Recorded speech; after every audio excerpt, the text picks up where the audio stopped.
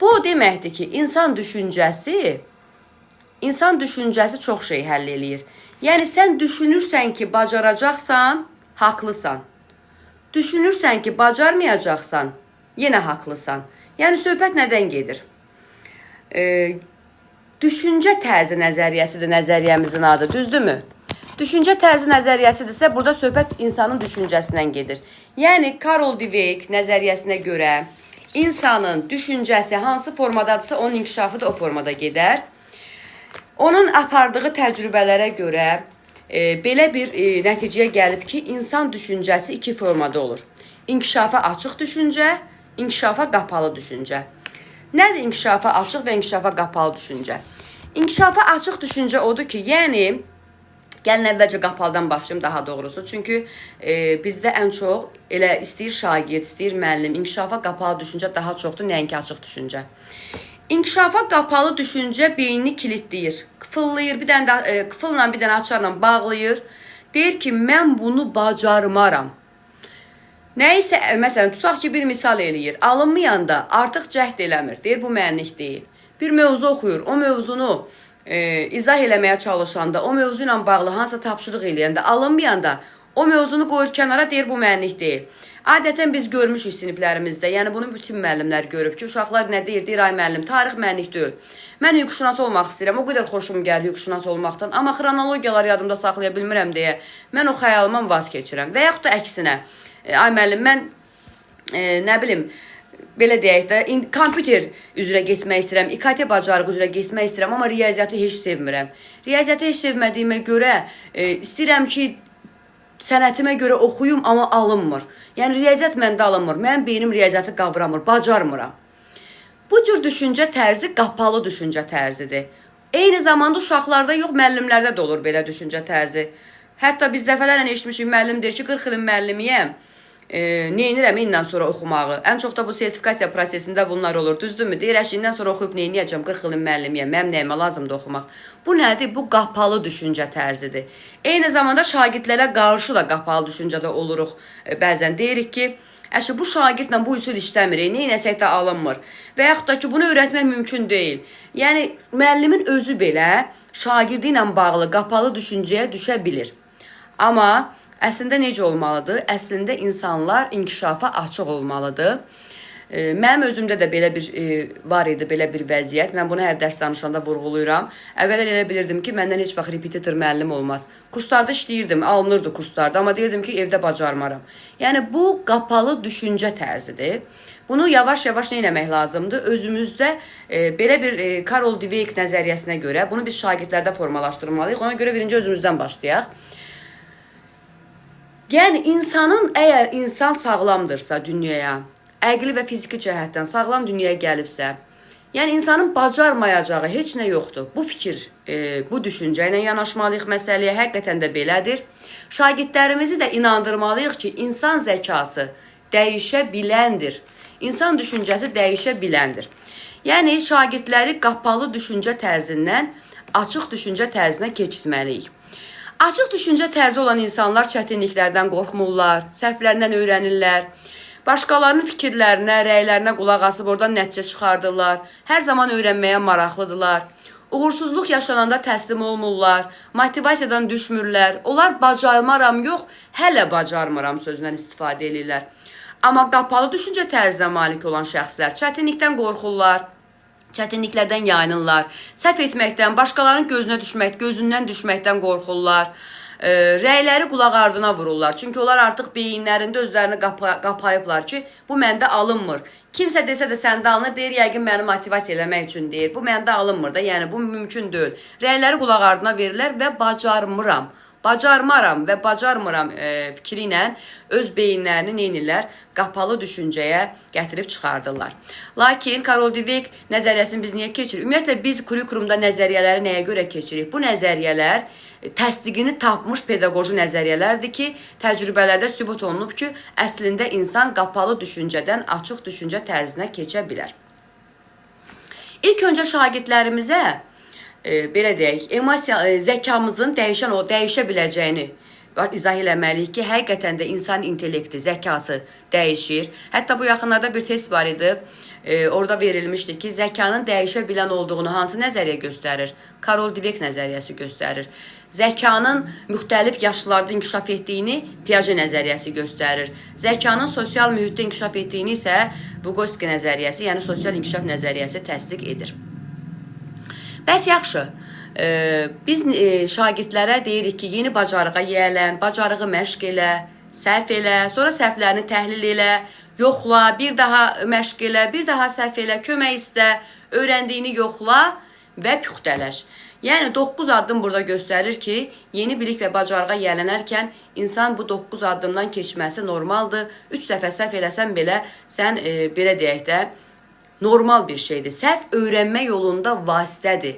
Səhvlər öyrənmə yolunda maneə deyil. Hətta burada balaca bir uşağı da misal kimi göstərir ki, uşaq təzə addımlarını atanda yıxılır. Amma türklər demiş, pəs etmir. Durur bir neçə saniyədən sonra bir də başlayır yeriməyə. Demir ki, mən bacarmayacam. Və ona görə də insan da belədir. İnsan zəkası dəyişə biləndir. Zəkamızın üzərində daim nə eləməliyik? Məşq eləmək. Biz nə deyirik? Adətən yay tətilindən gələn uşaqlara deyirik ki, beyniniz paslanıb. Yəni loru dildə deyirik də bunu. Niyə? İşlətmədikcə artıq zəkada bir qədər geriləmə olur. Lakin bunu zaman-zaman nə eləyə bilirik? Düzəldə bilirik. Hansı hallarda şagirdlərimiz emosional olaraq özlərini qapıya bilərlər? Rəy verən zaman diqqətli olmalıyıq. Bunu rəy vermədə də demişəm. Şagirdlərin emosiyalarına, şəxsiyyətinə rəy vermirik, idrakına rəy veririk. Afərin, sən çox ağıllısan. Afərin, sən zəkalı uşaqsan desək, biz şagirdləri qapalı düşüncə tərzinə keçirdərik. Qısa konkret də burada deyim ki, Karol Dweck nəzəriyyəsi təcrübə keçirdir 400 şagird üzərindən. Bölür şagirdləri 2 qrupa, 201 sinifə, 201 sinifə, 5-ci sinif şagirdləri arasında olur bu. Birinci böldüyü şagirdlərin birincisini belə deyək, hər ikisinin IQ-sunu yoxlayır, mövcud vəziyyəti diaqnostika eləyir, IQ-lərinin, zəkanın hal-hazırki vəziyyəti yoxlanılır, qoyulur qırağa. Bu heç. Sonra ikinci mərhələdə şagirdlərə test keçirilir və onlara deməli, test keçirilir və onlara testin nəticələrində rəy verilir. Bir qrupun ancaq zəkasını tərifləyirlər ki, sən çox ağıllısan, çox çalışqansan, səndən elə belə də bir nəticə gözləyirdim, bilirdim ki, səndə alınacaq. Bu cür təriflər yağdırılır uşaqlara. Digər qrupda isə onların bacarığına yönəlmiş rəylər verilir. Məsəl üçün, sən bu işi yerinə yaxşı yetirdin, çünki bu düsturdan istifadə elədin, sizin çalışqan olmağınız nəticədə gətirdi. Yəni, rəyi spesifik verir də. Deyir ki, belə deyək də, rəyi şagirdin ağılına görə yox, onun bugünkü fəaliyyətinə görə verir digər sinifdə. Bu olur ikinci mərhələ. Üçüncü mərhələdə gətirir, seçim verir şagirdlərə. Hər iki dənə test edir, asan, çətin. Deyir ki, könüllüdür. Kimlər istəyirsə açan test işləyə bilər, kimlər istəyirsə çətin test işləyə bilər. Hansı sinifdə ki, uşaqları zəkasına görə tərifləmişdir, onlar asan testləri seçirlər. Sən ağıllısan, kəlləsən, bilirdim ki, yaxşı olacaq, bilirdim ki, sən bunu bacararsan. Bunlar asan testləri seçirlər. Hansı sinifdə ki, onların fəaliyyətinə yönəlik rəylər verilmişdir, bugünkü fəaliyyətinə yönəlik rəylər verilmişdir, onlar çətin testi seçirlər. Niyə? Çünki təriflənən uşaqlar müəllimin gözündən düşməkdən qorxurlar, risk etməkdən qorxurlar, səhv etməkdən qorxurlar, asana qaçırlar. Amma hansı uşaqlar ki, fəaliyyətlərinə görə onlara yaxşı rəylər verilibdir, deyir ki, daha çox çalışsaq, daha yaxşı fəaliyyət əldə eləyərik. Daha çox çalışsaq, daha yaxşı rəy görərik. Daha yaxşı müəllim tərəfindən, belə deyək, dəstəklənərik. Bacarıqlarımız daha çox olar. Ona görə də onlar daha çətin tapşırıqları seçirlər. Növbəti bir mərhələ də var. Növbəti mərhələdə isə şagirdlərə yenə də test tapşırığı paylanılır. İkisinə də eyni, amma tapşırıqların heç birinin həlli yoxdur. Hansı uşaqlar ki, təriflənmişdilər, o uşaqlar biraz işləyirlər, görürlər ki, yox, nəticə gələ bilmirlər, tulluyurlar qırağa. Hansı uşaqlar ki, sırf fəaliyyətlərinə görə onlara rəy verilmişdir, o uşaqlar yorulmadan o testlərin nəticəsi çıxmasa da belə işləyirlər və sonda qərar qəbul edirlər ki, nəticəsi buna görə çıxmadı, ona görə çıxmadı və s. Ən son mərhələdə Karol Dweck yenidən test edir uşaqları, IQ-lərini əvvəlki vəziyyətə nisbətən təcrübənin sonunda belə bir nəticəyə gəlinir ki, ağılına görə təriflənən şagirdlərin AQ-sü ən birinci diaqnostikaya görə 20% aşağı düşmüşdü. Çalışqanlığına görə təriflənən şagirdlərin AQ-sü isə ən birinci aparılan AQ testinə görə 30% yuxarı qalxmışdır. Yəni, bu nə deməkdir? Şagirdlərin fəaliyyətinə rəy verilməlidir. Bir də ki, şagirdləri mükəmməlçilikdən uzaq tutmalıyıq. Heç kim mükəmməldir deyə bir şey yoxdur. Hər kəs mükəmməl olmalıdır deyə bir şey yoxdur. Bunun üçün biz nələrə diqqət eləməliyik? Bunlara demişəm dəfələrlə, yenə də deyirəm, bu nəzəriyyədə də var. Gözləmə vaxtının verilməsi. Bunu sosial emosional öyrənmədə də biz keçdik. Gözləmə vaxtı şagirdlərə verilməlidir. Səbəb də odur ki, daha aktiv şagirdlər, öndə oturan şagirdlər əl qaldırırlar. Digər şagirdlərdə belə bir fikir formalaşır ki, ya deyir ki, onsuz da mən düzgün cavab verə bilməyəcəm, əl qaldırmayım. Onsuz da ki, həmişə belə deyək də, əli vəli cavab verir. Amma mən onsuz da fikirlərim səhv ola bilər, özgüvəni zəif olur vaxt verməyəndə. Yəni ki, onlar maraqlı olmurlar iştirak eləməyə dərsdə. Amma biz vaxt verəndə suallara, hansısa bir müzakirəyə, onda şagirdlərin hamısı maraqlı olur ki, bəli, mənim də vaxtım var, mən də qoşula bilərəm. Bir də ki, uğura gedən yolda müəllimlərin rəyləri çox önəmlidir. Müəllim şagirdin gördüyü işə rəy verməlidir. Eyni zamanda rəy necə olur? Şagirdin müsbət nəticəsi plus elədiyi səhv, plus da o səhvi düzəltmək üçün istiqamət. Yəni, belə deyək də, şagirdlərə motivasiya edici rəylər də verməliyik. Biz rəyləri keçəndə nə demişdik? Onların emosiyalarını zədələyən rəylər vermək olmaz. Səndən adam olan deyil, otu yerində, əşya olsa sən bilirdim, heç nə cavab verə bilməyəsən, hava yerəlini qaldırma vaxtımı alırsan. Bu cür rəylər şagirdləri hansısa bir potensialı var idisə, o potensialı da neyniyər? Öldürər. Motivə edici rəylər də verməliyik. Tutaq ki, görürük ki, şagirdimiz uğursuzluq əldə edibdir. Hansısa bir tapşırığı yerinə yetirə bilməyib və ruhdan düşüb və yaxud da gedib hansısa bir olimpiyadaya yer tuta bilməyib, ruhdan düşüb. Biz onları motivasiya edici, onları yenidən ayağa qaldıran, konstruktiv rəy verməliyik. Motivasiya edici rəy verməliyik ki, şagirdlər neynəsinlər? Ruhdan düşməsinlər. Hələ sözündən istifadə olunmalıdır. Hələ ki, bacarmırsan, amma yol göstərib. Bunları etsən, bacaracaqsan. Hələ sözü açıq düşüncə tərzinin ən önəmli hissəsidir. Təzə dərsimiz bu qədər. Əvvəlki nəzəriyyələrə qaydaq, amma sizlə bir yerdə qaydacaq əvvəlki nəzəriyyələrə. Testi hələ ki, saxlayıram bir müddət. Operan şərtlənmə nəzəriyyəsini keçmişdim, düzdürmü müəllimlər? Bəli, müəllimə. Aha. Operan şərtlənmə nəzəriyyəsini keçmişdim. Xatirə müəllimə, operan şərtlənmə nəzəriyyəsi nə deyir? Deyir ki, operan şərtlənmə nəzəriyyəsi şagirdin davranışını necə eləsək, neynəsək dəyişə bilərik? Qüvvətləndiricilər onlar deyirsin müəllimə. Bəli. Ya cəzalandırmaq, ya qüvvətləndiricilər. Onlar da cəza da mənfi yüksün. Necə deyim, mənfi də ola bilər. Müsbət də ola bilər.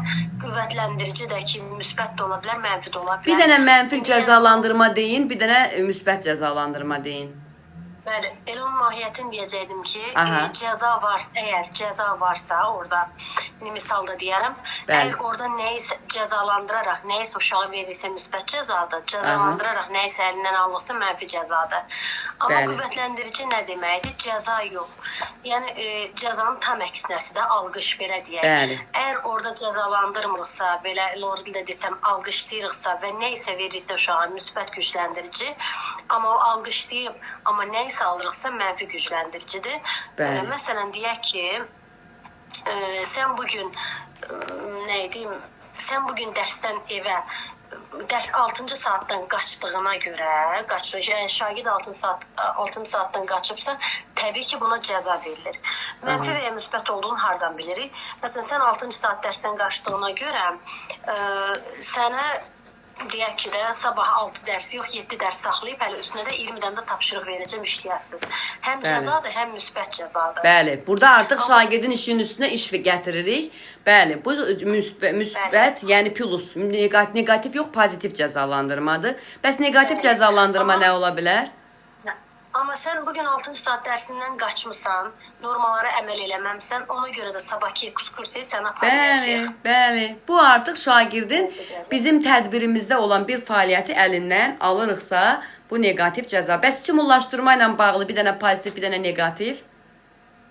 Hə, ona uyğun da deyə bilərik ki, məsələn, sən bütün tapşırıqları həll etmisən, bütün tapşırıq, yəni bu cəza deyil, o birisidir, aktiv gücləndirici. Hə, stimullaşdırma da deyə bilərik, mükafatlandırma da gücləndiricidir, üçü də eyni şeydir. Bəli, hə, əslən sən bu məsələləri vaxtında, anında düzgün etmirsən, artıq alqışlayır, yəni bu qüvvətləndiricidir və buna görə də səni deyək ki, neysə bir sertifikasiyanın təmini verəcəyimi, neysə bir şey verəcəyik. Bəli, bir mükafat veririk, bir sertifikat, bir fəxri fərman veririk, bəli. Bəli, bu müsbət qüvvətlərdir. Amma çox mənfi qüvvətləndirici o deməkdir ki, yəni onu yenə də tərifləyəcək. Sən bu işi düzgün eləmsən, əhsən. Ona görə də sən bu tapşırıqlardan azadsan. Bəli, yay tapşırığından azad edirik, ev tapşırığından azad edirik. Tamamilə doğrudur. Bunlar da olur negativ. Bravo müəllimə, dərsi çox gözəl başa düşmüsünüz. Bəli, bunlar da olur nə negativ mükafatlandırma, yəni stimullaşdırma. Əla. Vəfa müəllimə, sizlə davam edirik. Xatirə müəllimə, hələlik sizlə dayandıraq. Salam müəllimə. Müəllimə, sizlə istəyirəm Gardner nəzəriyyəsindən danışaq, həm də digər müəllimlər üçün təkrar olmuş olsun. Mən sizə köməklik eləyəcəm. Gardner nəzəriyyəsində biz nədən danışırıq? Mən oxuyanda köhnə dərs yadımdan çıxır, bəri başdan deyim.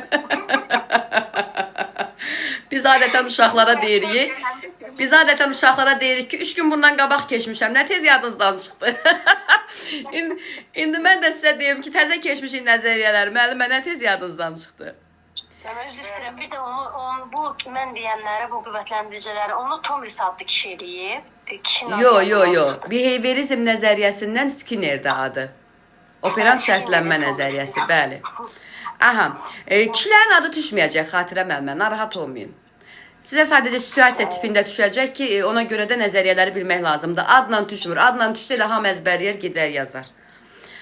Aha, Gardner nəzəriyyəsini Vəfa müəllimə sizlə təkrarlayaq. Gardner zəkanın növlərini deyirdi. İnsan zəkası neçə növdə idi deyirdi. Bir dənə ipucu verirəm. Verbal lingvistik. Arxasını siz gətirin. Verbal lingvistik, məntiqi riyazi, musiqi ritmli, məkan vizual, budurmu? Naturalist. Bəli. Bədən kinestetik, şəxslər arası, fərq daxili. Ayla. İndi deyin görüm. Görsüz yadınıza düşdü. Görsüz yadınızdan çıxmayıbdı. Aha. Fərq daxiliyə həm də nə deyirik? Introvert. Şəxslər arasıya həm də ekstrovert deyirik. Bu da şəxsiyyət tipidir. İndi hərəsinə bir dənə nümunə desəz var ha müəllimə. Sizə 500-ə gəl. Motivasiya verirsiniz, həvəsləndirirsiniz, böyük məmnuniyyətlə çalışacağım, görüb tapa bilirəm. Tapacaqsınız. Belə deyək də, musiqi ritmli, yəni burada ən çox mahnı oxuma gedir də. Bəli, yəni ritmi, musiqini, melodiyanı bunlar sevirlər, bunlarla işləməyi sevirlər. Təbiətlə əlaqədardır, təbiət hadisələri var. Bəli, onlar kimlər olur təbiətlə əlaqədar olanlar? Naturalistlər olurmu? Bəli. Naturalistlər olur. Aha. Sonra? Sonra bədən kinestetik burada, yəni bunların yaradıcı rəqs etmək, ondan sonra qaçmaq, ondan sonra aktyor, atlet, bunlar hamısı bədən kinestetikdir, doğrudur. Yəni həm hərəkət var, həm toxunma, laboratoriya işləri falan da sevirlər bunlar, təcrübələri də, bəli. Sonra? Məntiqi riyazi, müəllimə başı, ümumiyyətlə mənim düşüncəm belədir ki, kimdə riyazi gücü deyilsə, məntiq onda formalaşmır. Ümumiyyətlə, mənim düşüncəmdir, bu mənim düşüncəmdir. Məntiqi riyazi insanlar necə insanlardır? Yəni, hər şeyin səbəbini məntiqli insanlardır. Burada sırf riyaziyyatdan söhbət getmir. Sırf riyaziyyatdan söhbət getmir. Ola bilər ki, insan məntiqi riyazidir. Məntiqi güclü olan insan, nəyəsə yaratmaq, bacarmaq, nəyəsə bilmək, nəyəsə... Bu cür insanlar müzakirələri sevmirlər, qısa, lakonik. Bəli, belə deyək də tapmacalarla işləməyi xoşlayırlar, misal həllər eləməyi xoşlayırlar. Ondan sonra yəni bunlar qısa lakonik tek cavaba çatmağı, elmi muzeylərə getmək, bax bunlara aiddir. Elmi muzeylərə getməyi sevirlər. Aha. Aha, məkan vizuala deyək nümunə. Məkan vizual, bunlar ən çox şəkillərlə işləmək, dizaynlarla məşğul olmaq, dizayn etmək. Yəni incəsənət, əsasən də incəsənət. Bəli, tamamilə doğrudur. Şəkillər, xəritə, qrafik, diaqram, dizayn, yəni görüntü vurğunudular. Bunlar memar olurlar. Doğrudur. Bunlar görüntülərlə, bəli, görüntülərlə daha yaxşı işləyirlər, doğrudur. Sonra hansı qaldı? Musiqi ritmli demişsiniz, onu demişsiniz. Şəxslər arası qalıbdır. Burada da özlərini göstərmək, yəni ki, lider olmağa, təşkilatçılığı möhkəm, yaxşı olur, lider olurlar. Göz öndə olmağı xoşlayırlar. Bəli. Sosial insanlardır bunlar. Bəli, liderlik bacarıqları var. Bir dənə bunların mənfi cəhəti də var, deyim, yadınıza saxlayın. Tez təsir altına düşürlər. Belə deyək də, şəxsiyyət tipi olaraq öndə getməyə xoşlayırlar da, ona görə istəyirlər ki, elə hər şeyi bunlar planlaşdırsın, təşkil eləsin, ona görə. Bəli, doğrudur.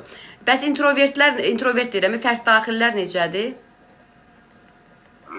Yəni bunlar təkcə də, yəni son qərarı özləri verirlər, özlərinə qapanıq insan. Məsələyə məşğul olmaq, bəli, özü ilə tək qalmaq istəyirlər, özləri üçün bir hər şeylər, seçimləri üzərinə buraxır. Metakognitiv bacarıqları güclü olur, daxili motivasiyaları güclü olur. Bəli, bəzən özlərini yeniləmək üçün tək qalmaqlara ehtiyacları olur və s. Bu da oldu fərd daxili. Məncə unutmadıq, müəllimlər unutduqmu hansınsa?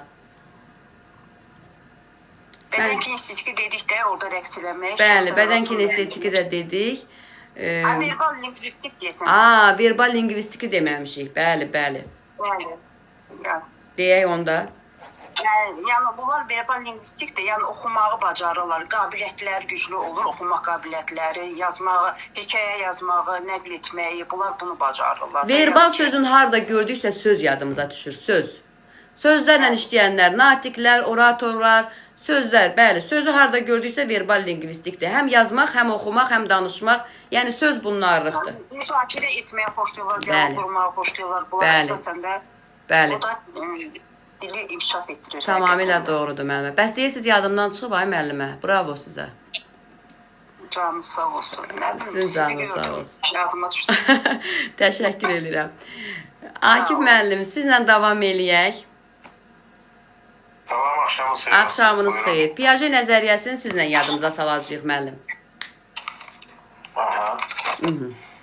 Gəlin görək Piaget bizə nə deyirdi? Piaget ümumiyyətlə nədən danışırdı? Qısa, konkret öz başa düşdüyümüz kimi. Biraz ipucu verəsiniz. İpucu verirəm. Piaget deyirdi ki, insan zəkası yaşla əlaqədar inkişaf eləyir. Bəli, biz müqayisəli tərzdə keçdik bunu. Bəli. Digər bir alimin zəkası ilə müqayisədə qoyduq. Dedi ki, bəzi hallarda İnsan bəli, yaşad olduqca dünya görüşü artır, elmi savadı artır, hər tərəfdən görür. Bu müəyyən yaş dövrlərinə bölürdü insanları Piaget nəzəriyyəsində və bu əsasən 4 qrupa bölürdü, səhv eləmirəmsə insanları. Məktəbə qədər ilk qrup, sonra məktəbə qədər qrup, sonra ən axırıncı 12-17 yaşı. Adları biraz konkretləşdirək. Hissi hərəki. Bəli. Hissi hərəki, sonra ilkin əməli, konkret əməli, formal əməli. Bir də sizə deyim, müəllim zəhmət olmasa. Bəli, hissi hərəki, sonra ilkin əməli, sonra deməli, idraki əməli, konkret əməli, bir də formal əməli. Formal əməli artıq yetkinlik yaşında olandır. Yəni artıq o yetkin yaşına çatmış insan digər insanların, məsələn, müəllimin fikrinə əlavə eləyə bilir, öz fikirlərini. Zəka ilə, bəli, zəka artıq tam inkişaf eləyib. Bunlar hipotetik düşünə bilirlər. Deduktiv hansındaydı? Deduktiv formal əməldədir, yoxsa konkret əməldədir deduktiv düşüncə? Deduksiya sözündən götürülübdü. Biz keçən dəfə dedik. Bəli. Hansı mərhələyə aiddir? O hansı mərhələdə olan insanlar deduksiya edə bilirlər? Yəni ümumidən xüsusiyə gəlir. Sosiallaşmış insanlar belə nəzərdə tuturdu. İnduksiya var, bir də deduksiya var. Akif müəllim, bu nəzəriyyənin hansı mərhələsində insanlar deduktiv düşünürlər? Yuxarı yaş səviyyəsində deduktiv. Bəli, yəni ən sonuncu hansı idi? Bu ən sonuncu öz fikrini irəli sürən. Adı nə idi sonuncu mərhələnin adı? Formal. Bəli. Formal əməldə olanlar hipotetik düşünürlər, deduktiv düşünürlər, abstrakt düşünürlər, daha məntiqi nəticələr, dərin problemlərin həlli və s. Bunlar hamısı nədir? Formal əməlidədir. Bəs yaxşı, induktiv düşünənlər hansılardır? İnduktiv düşünənlər qısa, belə deyək, öz fikirləri ilə ancaq xırda bir dairədə düşünənlərdirlər. Yəni, bunların hansı mərhələsi? Yox, induksiya xırda dairə deyil. Induksiya nə idi? Xüsusi anlayışdan ümumi anlayışa gedənlər idi. Bəli. Bu hansı mərhələdə var? Bu 4 dənənin hansında induksiya var? 3-cü mərhələdə belə deyək. Bəli, 3-cü mərhələdə. Adı nə idi 3-cü mərhələnin? 3-cü mərhələni biz dəfələrlə dedik. Yəni bir də deməli formaldan aşağı mərhələdir. Buna biz qeyd elədik bayaqda. Müəllim, niyə yadınızdan çıxır bu adlar? Bu var. Bir də deyək, hissi hərəki, ilkin əməli, konkret əməli, bir də formal əməli. Yəni o qədər də çətin adlar deyilmi? Konkret əməlidir, bəli. Bəli, konkret əməlidə induksiya var, doğrudur. Bəs yaxşı, bunların hansındaydı ki, məhdud təcrübələrindən nəticə çıxardırlar? Bu mərhələnin hansındaydı o? Nəticə çıxardırlar. Məhdud təcrübələrindən nəticə çıxardırlar. Məhdud təcrübə. Mən ilkin əməli prosesdə olar da bu. Yəni belə hesab edirəm ki, ilkin əməli prosesdə olar. Məhdud təcrübələrindən nəticə çıxardanlar ilkin əməlidədir. Tamamilə doğrudur, bəli. Çünki onlar, həm də orada nə olur? Özünə yönəlmə də olurmu ilkin əməldə? Bəli, olur. Bəli. Egosentrizm olur onlarda. Belə deyək, xüsusi diqqət tələb edən yaş dövrü olur, açıq deyək. Bəli. Bəzən görürsən ki, şagird istiqamətini dəyişir. Məsələn, digər mühitin təsirinə yönələ bilir. Mənfi bayaq qeyd elədiyimiz müəllimənin danışığında və ya orada deyir ki... Piaget nə deyirdi? Deyirdi ki, zəka inkişaf eləyir, uşaq öyrənir, yoxsa uşaq öyrənir, sonra zəka inkişaf eləyir. Ən çox testlərdə belə düşür. Bizdə burada mərhələlərə böldüyünə, yaşla mərhələ böldüyünə görə, yəni aydın olur ki, zaman keçdikcə şagird inkişaf eləyir. Yəni zəka inkişaf eləyir, sonra öyrənir. Düzdürmü? Bəli. Piaget deyirdi ki, zəka inkişaf eləyir, sonra öyrənmə baş verir. Bəli. Vygotsky nə deyirdi? Vygotsky deyirdi ki, öyrənmə baş verir, sonra zəka inkişaf. Elə uşaq anadan gəlmə öyrənə bilər. Yəni öyrənmiş doğulandan artıq o bilir müəyyən şeyləri. Tamam. Testdə bizə verir ki, testdə belə bir şey verir ki, nə deyim?